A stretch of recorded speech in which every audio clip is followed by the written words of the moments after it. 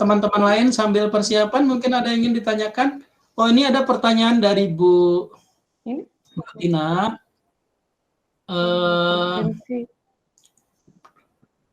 Izin bertanya, apakah desain awal atau rancangan media yang dikembangkan tidak ditaruh? Kalau misalnya di template tidak diminta, boleh tidak disertakan. Mungkin dideskripsikan singkat saja, karena ada ketentuan jumlah kata-katanya nih Bu Martina. Berapa kata untuk judul, berapa kata untuk abstrak, berapa kata untuk latar belakang, berapa kata untuk metode, dan seterusnya. Sehingga kita ingin taruh semua dengan jumlah kata yang terbatas itu juga harus pikir ekstra supaya tidak overlap nanti ya. Jadi ikuti template, kalau di template diminta pasang, kalau tidak diminta enggak usah, kayak gitulah. Kemudian kami coba, ini sengaja di-record sesi malam ini, nanti kami coba pasang di channel Indonesian Publication Center. Kita buat terbuka saja diskusinya, sehingga nanti teman-teman bisa menyimak. Nanti yang ingin bertanya secara langsung juga kami izinkan. Ada ingin bertanya dulu sambil menunggu Bu Atul, sepertinya sedang bingung dengan membagi presentasinya. Oke, sudah bisa rupanya. Silakan.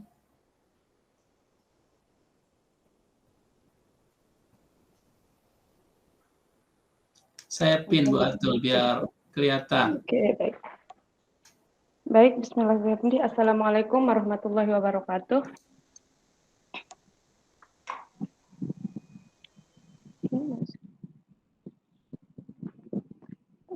Baiklah, di sini saya akan menyampaikan judul saya di sini pengembangan perangkat pembelajaran berbasis masalah untuk meningkatkan keterampilan proses sains dan hasil belajar peserta didik.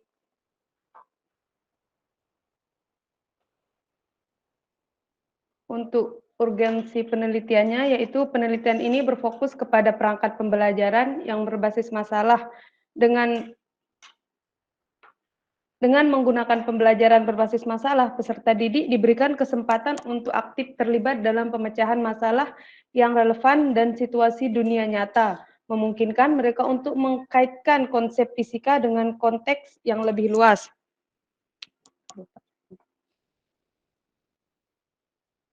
Urgensi dari pengembangan perangkat pembelajaran fisika berbasis masalah adalah untuk merespon tuntutan kurikulum yang semakin menekankan pada pengembangan keterampilan proses dan aplikasi konsep dalam konteks dunia nyata.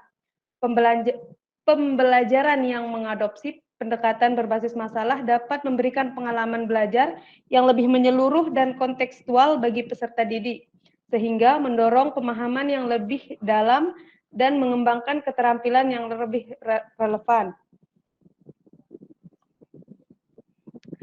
Dengan demikian, pengembangan perangkat pembelajaran fisika berbasis masalah bukan hanya menjadi solusi yang penting, tetapi juga mendesak untuk meningkatkan kualitas pembelajaran fisika demi persiapan peserta didik dalam menghadapi tantangan masa depan.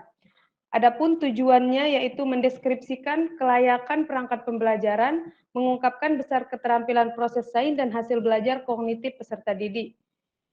Metode pengembangan yang digunakan yaitu Research and Development dengan model 4D. Luaran yang ditargetkan yaitu suatu artikel hasil penelitian yang akan dipublikasikan pada jurnal bereputasi nasional terakreditasi Sinta 1 sampai dengan Sinta 4. Perangkat pembelajaran, adapun kata kuncinya yaitu perangkat pembelajaran berbasis masalah, keterampilan proses sains, dan hasil belajar. Salah tempat titik koma. Di latar belakang, di sini saya mengemukakan yang pertama yaitu kurikulum merupakan ruh pendidikan yang harus dievaluasi secara inovatif, dinamis, dan berkala sesuai dengan perkembangan zaman dan iptek. Kompetensi yang diperlukan masyarakat dan pengguna lulusan. Kebijakan pengembangan kurikulum 2013 ke kurikulum merdeka didasarkan pada keputusan Menteri Pendidikan, Kebudayaan, Riset, dan Teknologi pada tahun 2002 tentang pedoman penetapan kurikulum dalam rangka pemulihan pembelajaran sebagai penyempurnaan sebelumnya dan menjadi solusi terhadap ketertinggalan pendidikan di Indonesia. Dibandingkan dengan kurikulum Merdeka, kurikulum sebelumnya terlalu padat dan membuat guru harus mengambil waktu yang efektif dalam menyampaikan materi sesuai kurikulum. Dampaknya, guru mengambil model pembelajaran yang tunggal, yaitu masih bersifat konvensional, sedangkan peserta didik dalam pembelajaran fisika dituntut untuk lebih mengetahui penciptaan situasi dan kondisi yang kondusif agar terjadi interaksi antara subjek didik dan objek belajarnya. Maka perangkat pembelajaran yang dibutuhkan harus menggunakan metode model yang merangsang pemikiran peserta didik untuk mengembangkan kemampuan mendasar yang telah ada dalam diri peserta didik. Pengembangan perangkat pembelajaran fisika berbasis masalah menghadirkan pendekatan yang holistik dan berorientasi kepada siswa untuk meningkatkan hasil belajar dan keterampilan proses sains mereka. Langkah awal dalam pengembangan perangkat ini adalah menentukan tujuan pembelajaran yang jelas dan terukur. Tujuan ini harus mencangkup pemahaman konsep fisika yang mendalam serta kemampuan siswa dalam menerapkan konsep tersebut dalam konteks dunia nyata. Proses pembelajaran berbasis masalah berfokus pada penyelidikan aktif siswa terhadap masalah yang diberikan. Ini memungkinkan mereka untuk mengembangkan keterampilan berpikir kritis, analitis, dan kolaboratif saat mereka mencari solusi atas masalah yang dihadapi. Selama penyelidikan, guru berperan sebagai fasilitator memberikan bimbingan dan dukungan kepada siswa serta penyediaan sumber daya yang diperlukan untuk mendukung pembelajaran. Siswa diharapkan untuk bekerja sama dalam kelompok, berbagi ide, dan saling mendukung satu sama lain dalam menyelesaikan masalah fisika yang kompleks. Adapun pendekatan pemecahan masalah, berdasarkan uraian di atas, salah satu upaya yang dilakukan mengembangkan sebuah perangkat pembelajaran fisika yang memanfaatkan pendekatan berbasis masalah sebagai alternatif yang dapat meningkatkan keterampilan proses sains dan hasil belajar kognitif peserta didik. Dengan pendekatan berbasis masalah, peserta didik akan diberikan kesempatan untuk aktif terlibat dalam pemecahan masalah yang relevan dan situasi dunia nyata. Memungkinkan mereka untuk mengkaitkan konsep fisika dengan konteks yang lebih luas. Selain itu, pembelajaran berbasis masalah juga mendorong kolaborasi antara peserta didik, memperkaya proses pembelajaran melalui diskusi dan bertukar ide. Adapun state of the art-nya, yakni nilai kebaruan dalam penelitian ini yaitu perangkat pembelajaran berbasis masalah untuk meningkatkan keterampilan proses sains dan hasil belajar peserta didik. Kaitannya dengan hal tersebut, dengan pendekatan berbasis masalah seperti yang telah saya uraikan di atas, yaitu peserta didik akan diberikan kesempatan untuk aktif terlibat dalam pemecahan masalah yang relevan dan dengan situasi dunia nyata.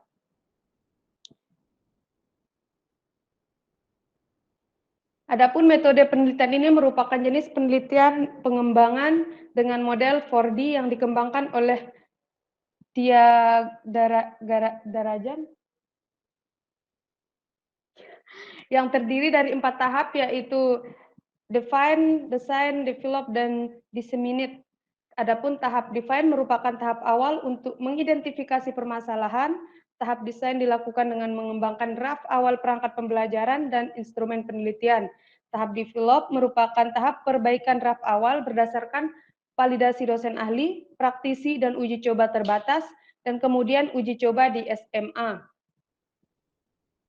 Tahap disseminate yaitu dilakukan dengan menyerahkan produk pada guru fisika di SMA.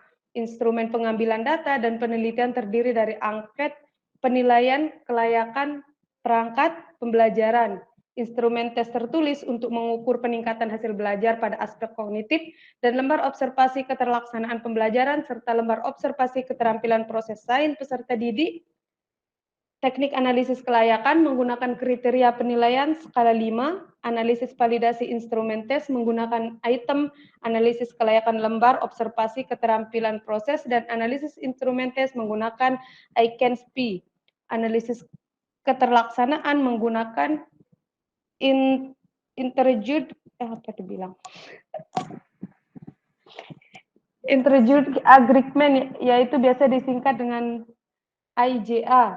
analisis peningkatan keterampilan proses sains dan hasil belajar menggunakan General Linear Model yaitu GLM. Ini saya dapat di buku penelitian pengembangan, Bapak.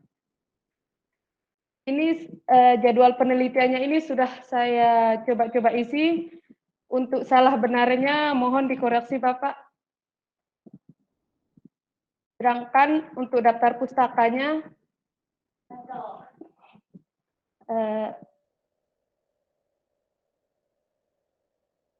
Oke, Bu Atul, terima kasih. 4 jurnal. Sebelumnya saya mau bertanya, Bapak.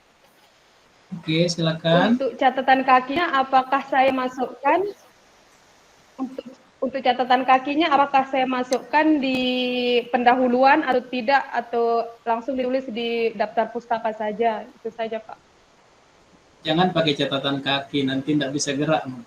Kakinya dicatat.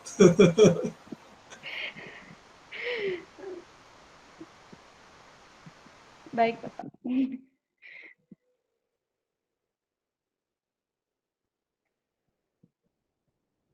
Oke, berikutnya kita akan ke sesi tanggapan, tanya jawab dari teman-teman. Mbak Yeni, ada saran? Kayaknya saya banyak saran. Ya, kita beri kesempatan yang lain bertanya atau memberi saran, dipersilakan.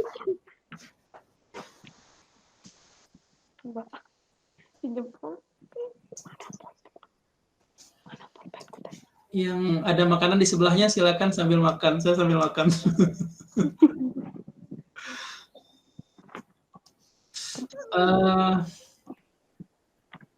Ada pertanyaan di kolom chat itu, tapi pertanyaan umum dari Ibu Baik Wedayu Murferatiwi dari S2 Dikdas FKIP Meram. Beliau bertanya,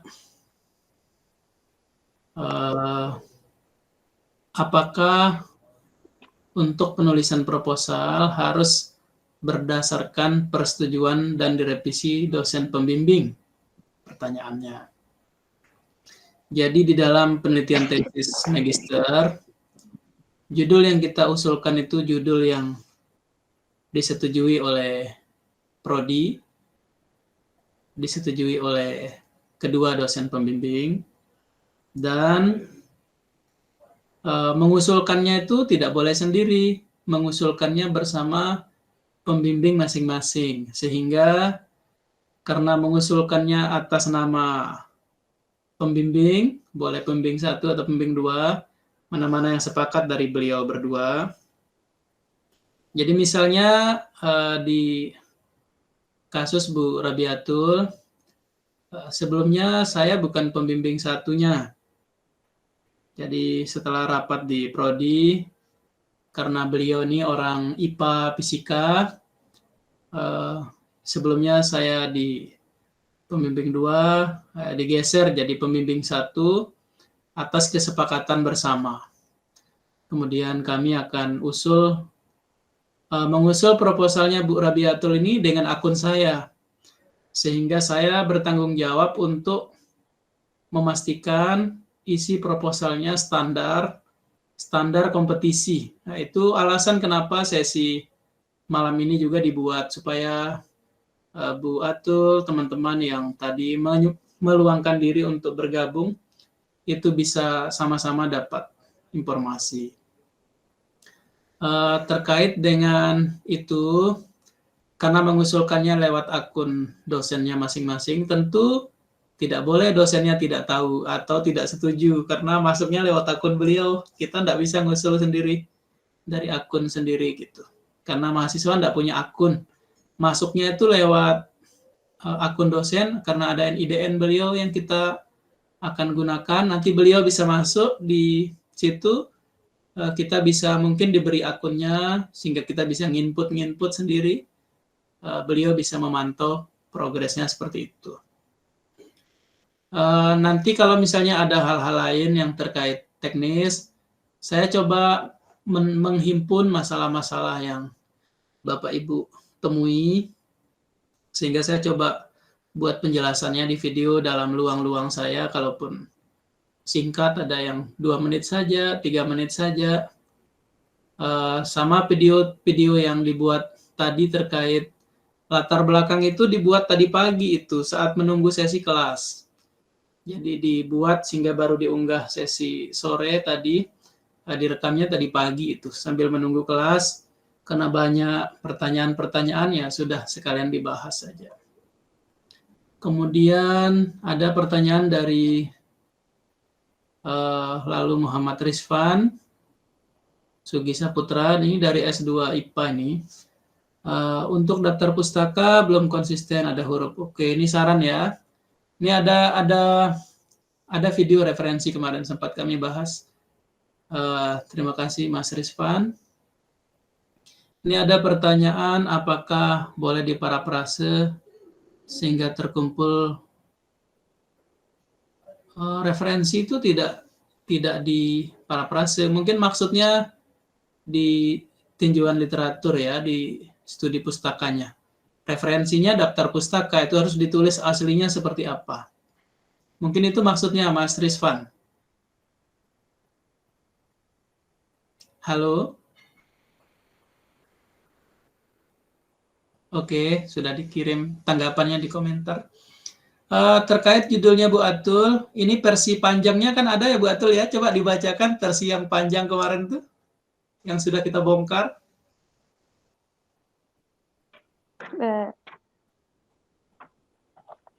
Dibacain aja semuanya. Pengembangan perangkat pembelajaran fisika dengan model problem based learning untuk meningkatkan keterampilan proses dan hasil belajar kognitif peserta didik di SMA.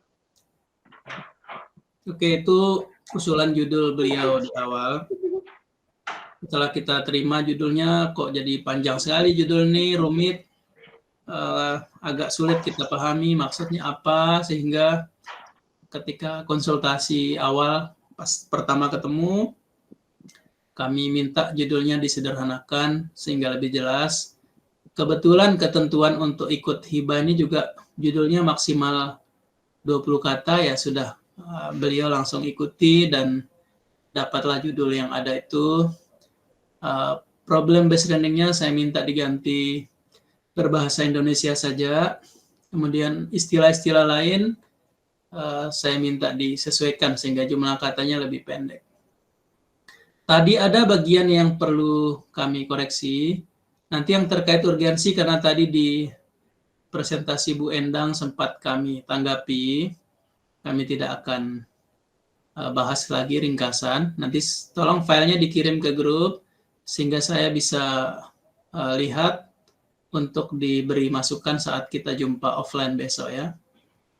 Bisa digeser ke bawah Bu Atul ke state the art-nya.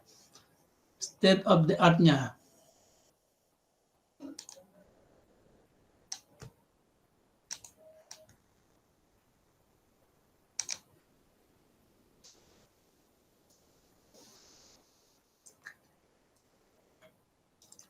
Oke. State of the art dan kebaruan. Ini karena urutannya itu coba dilihat. State of the art dan kebaruan. State of the art itu berkaitan dengan posisi kita hari ini dibanding apa-apa yang sudah orang teliti seputar itu sebelumnya. Kemudian mungkin ada penelitian kita yang terkait, ada penelitian orang lain yang terkait. Mereka sudah melakukan apa dan apa yang belum dilakukan. Disitulah kita akan masuk. Kemudian dalam konteks ini, itu ada penjelasan di atas. Kita diminta menulis keunggulan dari pemecahan masalah yang kita tawarkan dibanding orang lain lakukan sebelumnya. Jadi posisi kita tuh di mana itu mintanya. Jadi mereka ngerjain ini, kita sebelumnya ngerjain apa, dan saat ini kita usulkan apa yang baru. Kemudian terkait dengan kebaruan. Karena mintanya itu state of the art dan kebaruan, maka kita akan menjelaskan dulu state of the art-nya dulu, nanti baru ada kebaruan. Nah, tidak boleh dibalik-balik seperti itu. Urutan yang muncul itu kita coba ikuti. Nanti nilai kebaruannya ada di penjelasan setelah state of the art. Ini sesi kita santai, teman-teman, Bapak Ibu. Jangan terlalu serius, bisa sambil makan. Ini saya kasih contoh nih, sambil santai, sambil makan.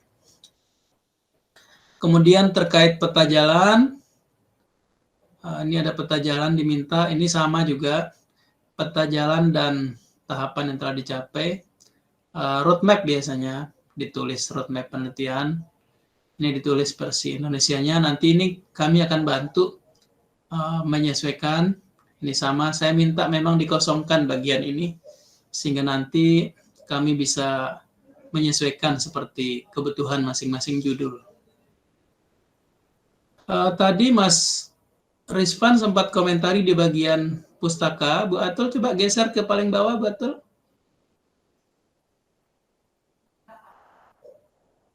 Ke daftar pustaka. Oke, stop di situ. Nah, ini pertama tadi dikomentari Mas Rizvan terkait ini kok ada yang besar, ada yang kecil. Itu terkait penomoran itu memang mintanya begitu. Nah, ini karena pengusulnya saya, Bu Atul dan satu lagi nanti, maka ada beberapa tulisan saya yang terkait dengan tema ini itu harus dirujuk. Itu satu. Yang kedua, kalau tadi kita janjikan ke jurnal mana, misalnya ke jurnal, anggaplah jurnal A ya, maka kita harus merujuk di antara tulisan di jurnal A itu di sini. Jadi harus ada yang kita rujuk, bisa satu atau dua. Kemudian tulisan kita pengusul, itu sebaiknya lebih dari 3. Nah, disarankan sih ada 5 banyaknya. Jadi nanti kita harus tunjukkan ketika muncul di sini, oh ternyata banyak yang sudah kita baca. Jadi kalau dia cuma 4, rasanya belum cukup. Mbak Yani ingat dulu berapa banyak referensinya? Hampir 30, Pak. Ini saya sedang bongkar, coba kasih, coba lihat proposal yang lama. Banyak. 32. 32, Bu Atul. Ya, ini saya lagi buka filenya. Nanti boleh dibagi kok. Oke. Nanti coba kirim ke Bapak punya arsipnya, tapi biar nggak capek nyari, nanti dikirim aja, kirim ke Bapak, nanti Bapak kirim ke WA-nya teman-teman bimbingan ya. Oke, Pak. Bu Atul ada tanggapan, Bu Atul? Ini bukan maksudnya ngetawain ya, ini maksudnya kita saling hibur. Oh, ternyata ada yang bisa seperti itu. Kita insya Allah bisa. Saya percaya Bu Atul, Nabilatul Hasanah, dan teman-teman lain nanti bisa mengikuti, bisa membuat, harus ada kelihatan semangat kita belajar. Audien, ada pertanyaan? Kami persilakan langsung. Izin bertanya, Bapak. Bu Atul, silakan. Ini di diagram ini masih saya bingung bagaimana Bapak bentuk. Diagram apa ini? Yang di sini kan diagram alur penelitian yang menggambarkan apa yang sudah dilaksanakan, nah, dan yang akan dikerjakan ini, Pak. Oke, bisa ditutup itu dulu. Mbak Yani, bisa ditayangkan proposalnya? Oke, bisa, Pak. Oke, supaya ada contoh, Bu Atul biar nggak bingung. Untuk semua. Oke. Tapi ini kan masih template yang lama ya, jadi agak-agak berbeda. Iya, sesuai template tahun itu ya. Ya.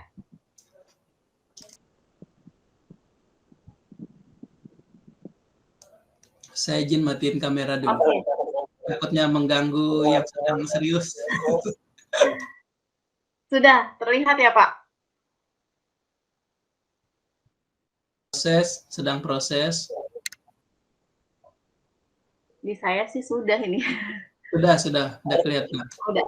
Oke. Sambil diinformasikan mungkin di ringkasan itu ada apa-apa saja. Oke. Sama Jadi nanti di daftar pustakanya sama alurnya ya. Oke, Pak. Oke, silakan.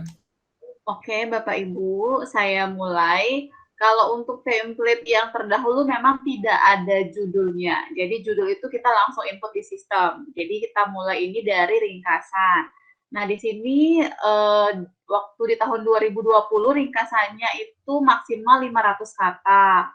Jadi karena 500 kata ini bisa dimaksimalkan. Nah, jadi bagian pertama ini saya kami membahas tentang latar belakang mengapa mengambil penelitian ini. Judul penelitian saya itu adalah pengembangan perangkat learning management system untuk meningkatkan penguasaan konsep dan kreativitas pada mata kuliah mekanika. Jadi penelitian saya waktu itu di S1 Pendidikan Fisika. Nah, jadi di ringkasan yang pertama itu ada latar belakangnya secara singkat saja, 1 sampai 3 kalimat, kemudian kurang lebih, kemudian baru membahas tentang tujuan. Nah, tujuannya, ini membahas tentang penelitiannya, ini penelitian apa, pengembangannya menggunakan model apa, kemudian ini ke metode ya maksudnya, kemudian subjek uji cobanya diinformasikan di sini, sampai dengan penentuan sampelnya, karena kan pengembangan waktu itu kami sampai uji coba luasnya, jadi ada sampelnya itu mahasiswa S1 Pendidikan Fisika, begitu. Kemudian data yang dikumpulkan, pengumpulan datanya melalui apa saja. Nah, kemudian ini perangkat yang dikembangkan itu apa saja. Jadi tergambar di sini, di dalam ringkasan. Kemudian ada juga informasi bahwa setelah pengembangan itu dalam tahap pengembangan 4D ini ada step apa lagi. Jadi ada uji coba skala terbatas. Kemudian selanjutnya akan diuji efektivitas. Nah, ini disebutkan secara ringkas. Dan yang terakhir itu ada target luaran. Nah, jadi seperti info dari Pak Gunawan sebelumnya, luaran ini harus dicantumkan dan artikel atau jurnal tujuannya itu harus disebutkan. Seperti di sini, target luaran wajibnya itu adalah perangkat atau produk yang dikembangkan. Kemudian ada juga artikel yang akan diseminarkan pada seminar internasional. Jadi seminar internasionalnya pun harus disebut seminar internasional apa. Kemudian ada luaran tambahan. Jadi luaran tambahan ini disebutkan akan dipublikasikan di mana itu harus disebutkan. Nah, seperti ini disebutkan ada jurnal nasional yang terakreditasi yaitu jurnal JPFT atau jurnal internasional yang bereputasi, jadi disebutkan nama jurnalnya. Kemudian yang paling terakhir ini ada tingkat kesiapterapan atau TKT. Jadi kalau untuk penelitian dasar tadi sudah diinfo TKT-nya sampai TKT level 3. Nah, jadi lengkap diisi dalam ringkasan. Jadi Bapak Ibu karena 300 kata mungkin latar belakang di awal bisa dipangkas, dikurangi, yang penting memuat urgensi, kemudian metode dan tujuan dari penelitian begitu. Kemudian untuk dari latar belakang ini di latar belakangnya mungkin bisa digeser. Ya.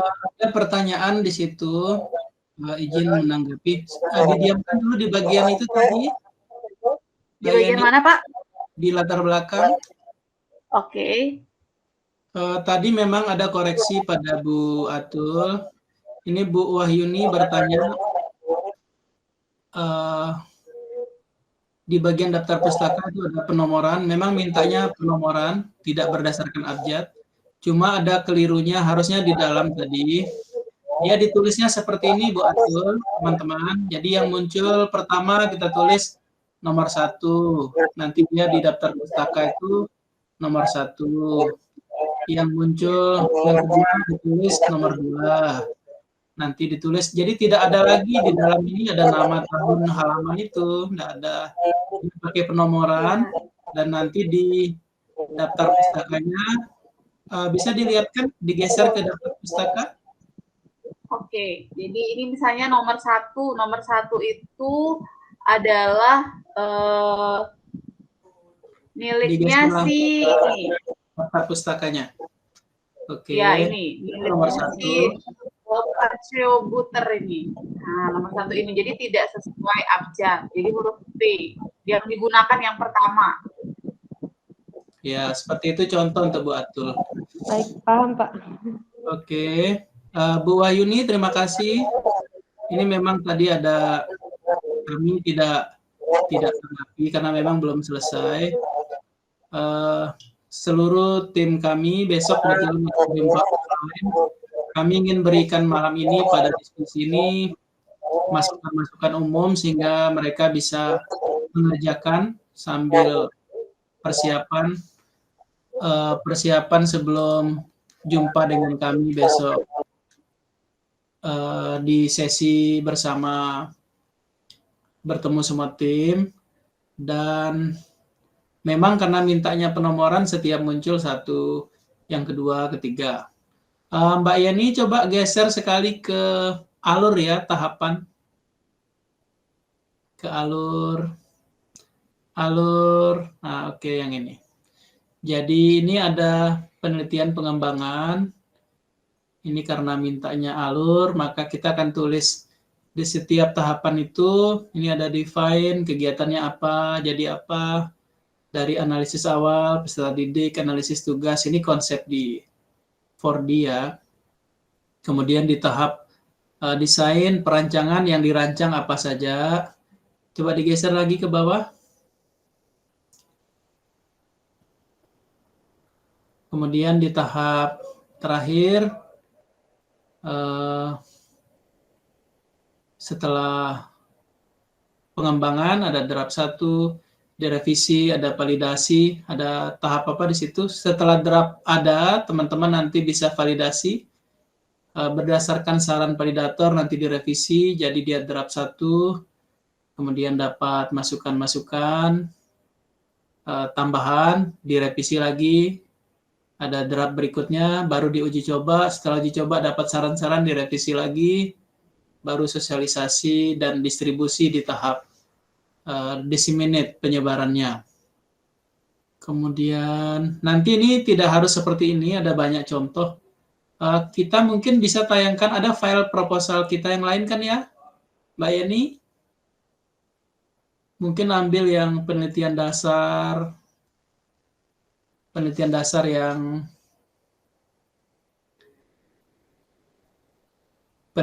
yang tahun lalu, mungkin yang sempat kita usulkan, atau penelitian-penelitian yang lain.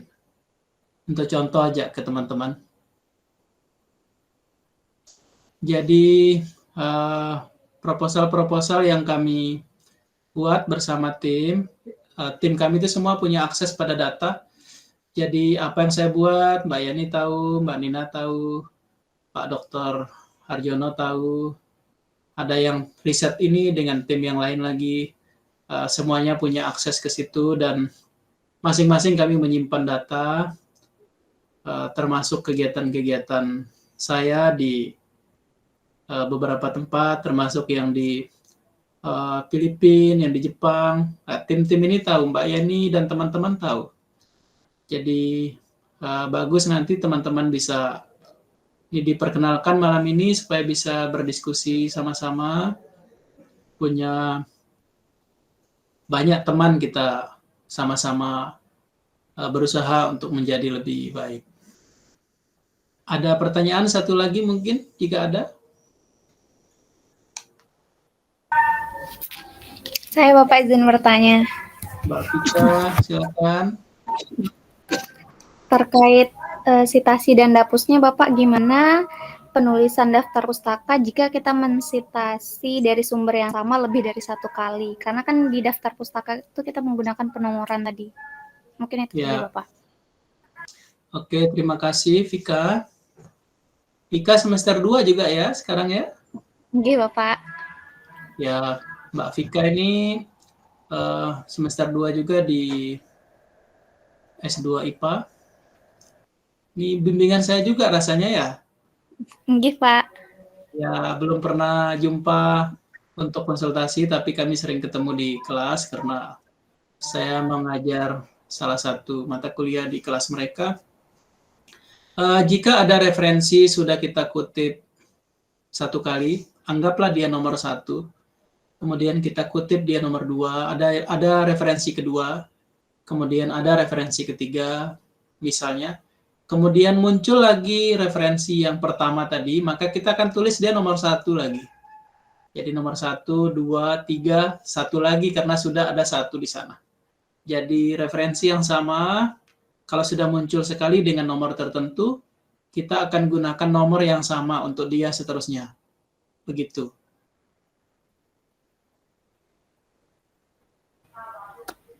Terima kasih Bapak. Oke, terima kasih. Ada pertanyaan dari Ibu Wahyuni Arafani. Izin bertanya, apa boleh mensitasi tulisan dosen pembimbing yang kurang sesuai judul proposal yang diajukan? Karena fokus bidang kajiannya lebih banyak di non-pendidikan, dan apakah tidak tergantung sita dan sebagainya. Pengusul itu ada ketentuannya, skor Sinta minimalnya ada ditentukan. Jadi kalau kurang dari itu, kalaupun pembimbing kita bisa jadi tidak boleh ngusul. Jadi nanti tolong dicek, tapi saya yakin teman-teman dosen untuk skor minimal itu sepertinya sampai ya. Nanti mohon dicek kembali. Kami tidak tahu detailnya setiap orang seperti apa. Yang jelas skor saya cukup untuk ngusul. Kemudian kita disarankan untuk mensitasi karya dosen kita, karena kan ini di ketentuan daftar pustaka itu, kalau sempat nonton video yang referensi, sempat saya bahas, disarankan untuk mensitasi tulisan sendiri yang terkait dengan variabel itu. Oke, yang terkait dengan variabel itu untuk menunjukkan bahwa kita punya track record terkait variabel itu, sehingga kita bisa dipercaya ketika mengusulkan sesuatu, kita pernah mengerjakan itu atau yang seputar itu sebelumnya. Jadi karena di dalam skim penelitian tesis yang mengusulkan itu dosen, maka seolah-olah dosen itu akan merujuk tulisannya di daftar pustaka sehingga nanti relevan dengan judul. Adapun kondisi misalnya ada tulisan-tulisan yang tidak relevan dengan judul, tidak relevan sama sekali, ya tidak usah diambil. Tapi saya yakin akan ada sisi yang bisa diambil. Jadi misalnya ada metodenya mungkin cocok, bisa diambil metodenya. Kalau misalnya ada bagian terkait perangkat atau teori atau cara analisis datanya yang dekat-dekat, bisa itu bagian-bagian yang sama dirujuk. Jadi mungkin tidak ambil sitasinya terkait variabel saja atau definisi saja. Jadi kan kutipan itu tidak muncul di satu tempat, ada di beberapa tempat berbeda. Nah, itu perlu strategi saja, saya pikir nanti didiskusikan dengan beliau. Bisa ditanya, Pak, saya rencana judulnya ini, kemudian kira-kira mana tulisan Bapak yang relevan bisa dirujuk untuk proposal itu, seperti itu. Itu untuk Bu Wahyuni. Ada, oke tadi Bu Wahyuni pertanyaan sebelumnya sudah kita tanggapi.